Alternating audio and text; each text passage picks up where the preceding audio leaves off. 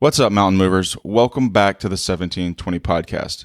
This week, we take a bit of a deviation from the norm. No guest, no banter. We're just sending you guys over to a different podcast.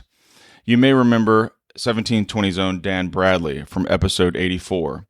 And Dan told on our podcast the stories of growing up, being in the Air Force, and then eventually making it into the construction industry with Katie Striping. However, we're going to send you over to a different podcast that featured him called Lessons from the Front.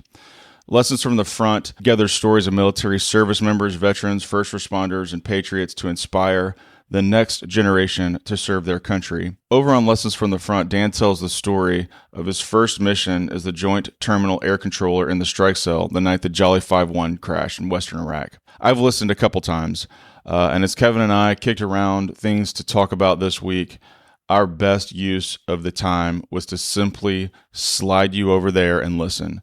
And so without any further ado, please click in the show notes, Google or search for Lessons from the Front and go find their episode 065 with veteran Dan Bradley. Next week, we will return to regular 1720 programming. And until then, y'all stay out there and keep moving mountains.